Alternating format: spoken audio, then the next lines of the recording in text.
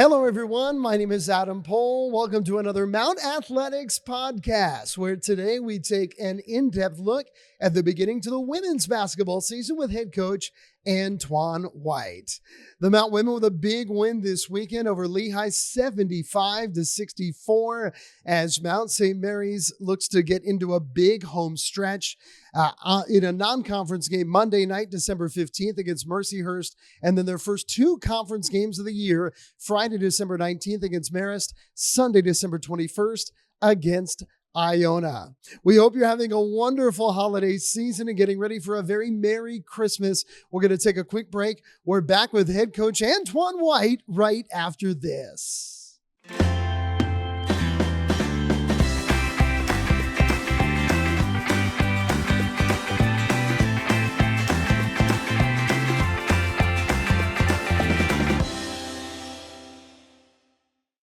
We welcome you back here to our Mount Athletics podcast. My name is Adam Pohl, joined by Mount St. Mary's head coach here for our women's basketball team and Antoine White. This is a big part of the year. Coach White, you guys had a great win against Lehigh at home here this last weekend. And we're going to not just look back at the first few weeks of the season, but look forward because your next three games are at home. And obviously that also gets you into league play. So first and foremost, this Lehigh game was, it just felt like a big step forward. You guys were on the front foot from the beginning, per se. You got out to a big lead in the second quarter, and your defense created a lot of offense in the game. Yeah, I mean, our defensive intensity was the best so far this season, and that led into a really good offensive performance for us, the girls were flying around in the zone. We were pressing and really forced a really good Lehigh team into some tough, quick shots, and then we were able to rebound it and flow into our transition offense, which is key for my group right now, is to get some easy buckets to help out our overall offense. So very pleased to see the defensive intensity lead into our offense. Late in that game, Lehigh was able to cut it to a single-digit deficit, and then almost immediately, like a light switch, Gabby Kennerly came on. She stole the ball multiple times, but those live ball turnovers that can then turn into transition opportunities, it's big because you're a team that is able to turn over the opposition often, but that live ball nature to it that Gabby was able to bring to the table this weekend was huge. Yeah, it was big to see this team close the game out the way that they did. Lehigh hit, I think, 3 or 4 threes in that fourth quarter. And like you said, they cut it to single digits. And very proud of our group, how they handled that situation. It was kind of the first time we've been in that situation. And Gabby led us, with her defense intensity. She wasn't having the best day offensively, missed a couple bunnies around the rim. But her just effort was just relentless, and she was able to close it out for us. The big scorer was Alana Powell, and you've been excited about her from the get-go. It takes a little bit of time when you're on a new team, new school, new situation, to get that feel, to get comfortable. And obviously, we're hoping that this game against Lehigh, she scored 21 points, still averaging around 6 points per game at this point, but a 21-point effort could be really a big sign, hopefully, of things to come. Yeah, for sure. It was good to see AP have a breakout game for us. We've been working nonstop with AP to get her there, and credit to her. She's never wavered at all. Her work ethic has been consistent. So we've been leaning on Gabby and Amber a lot lately for our 1-2 punch, but we need a third option as well, and we feel like AP can play that role for us, and she did a heck of a job displaying what she can bring to the offensive side and her playmaking ability as well. It really takes our offense to another level, so hopefully I don't know if we'll get that 21-point production game in and game out. I'll take it if that's the case, but either way, I think it gave this group and AP a lot of confidence. Earlier this year, when we chatted, we talked a lot about Amber Bullard and the importance that she brings to your team. But one thing that stands out to me, you guys play a lot of players. Everybody gets that run. I think that is great for your team dynamic. There's a lot of competition and a competitive nature even within your team. And one player that's had a pretty good start, young player, Berlin Carlson, and she is somebody that has, again, been able to put up some numbers here early in the season. And as you get into conference play and later in this year, we're seeing a lot of growth. Yeah, just the more we play, she continues to get comfortable with the game of basketball at the collegiate level. Yeah, B's really talented from top to bottom. She reminds me of Isabella Hunt, but she can shoot a little bit better from three. My bad, Hunt. She can really score the basketball. She's a really good playmaker, great teammate. And, again, just the more we play, I think you're going to see B start to break out for us as well. She started out with that Richmond game having 12 points, and then she unfortunately had an eye injury that kind of hurt her development. And now you see she's starting to get that rhythm back. And I'm excited about what she brings to the table for us. It's a very dynamic player that we have. And lastly, there's so many different players that have been able to run the point. I mean, a lot of times in college basketball, you have one point guard, and that person might play 30, 35 minutes in that position. To have so many different ball handlers, we've talked about a few already today. Gianna Hadanat, who is one of your leading scorers as well, has ran the point quite often this year as well.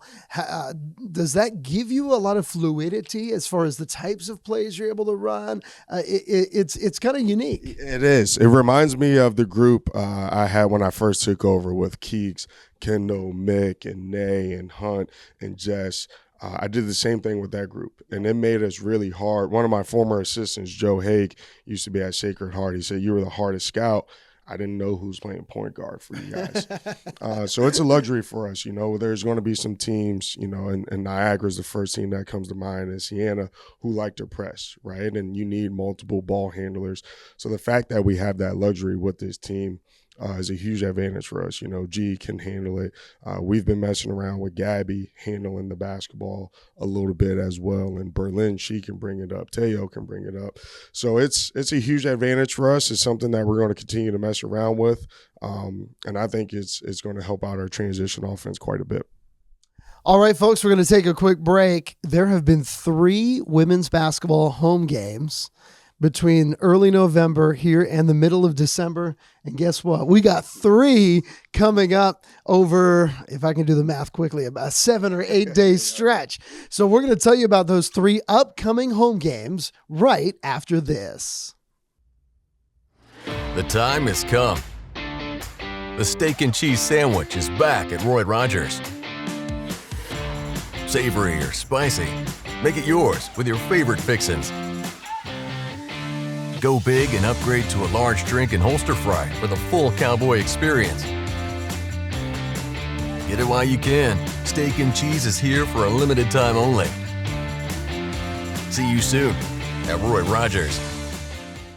Great to have you with us today here on our Mount Athletics podcast. My name is Adam Pohl, joined here by women's basketball head coach Antoine White.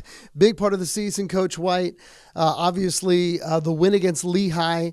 And now we are entering conference play here shortly. So upcoming December 15th, Monday night, Mercyhurst, a new Division I member. They're in the Mounts Old League, the NEC. They are coming here to Knott Arena, 7 o'clock tip-off.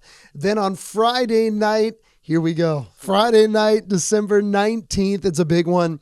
Marist, that is also a 7 o'clock tip. And then Sunday, the following Sunday, leading into Christmas, December 21st, there's going to be a doubleheader. The men playing Division III Penn State Brandywine at noon, and then a big game against Iona at 3 p.m. So, and that's a dual admission doubleheader. One ticket gets you into both games. So with all of that being said, you kind of build towards this time of year, don't you? Absolutely. This is what we work for, right, is conference play. And it's nice that we get our first 2 conference games here at Knott Arena. Really looking forward to that, especially and it's going to be a great setup, Friday night.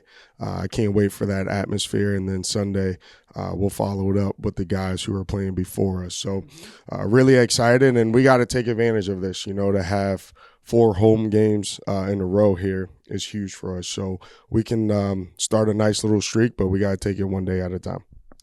Yeah, and it's very interesting because obviously in this age of college sports where teams shift with personnel a little bit more than in generations prior, it can be very, very tough to know, where teams are going to be. Generally going into a season, this team's going to be really good. This team, maybe not so much. It's very tough to tell in today's day and age in collegiate basketball. But with Marist and then Iona, these are our 2 programs that have been very good in women's basketball over the years. Marist, maybe a generation ago, was really the fixture of collegiate basketball in the MAC. And they have stayed a very strong program that you guys have had great matchups with in your first 3 years of MAC play. And Iona has been a little bit up and down in women's basketball, but they have had some teams that have been right at the top of the league. Yeah, for sure. You just mentioned it, Adam, the battles we've had with Marist since joining the MAC. It seems like every single game has been down to the wire with them. So, 2 tough games, to open up conference play. I'm glad that we get them at home. That helps out a little bit. And Iona has gotten off to a really good start. I got a lot of respect for Coach Ange. Her and I coached against each other a few times in the NEC and had some really good battles then. So we got our hands full. We got one more to tighten up and get ready for conference play with Mercyhurst coming in here Monday. But really excited about the opportunity to play in front of our home crowd for the next 3 games. No doubt about it. And obviously, Mount St. Mary's is a little bit of an outlier geographically, in the league. So teams have to travel a little bit further. When and the atmosphere here at Knott Arena can be a little bit more than in other places as well.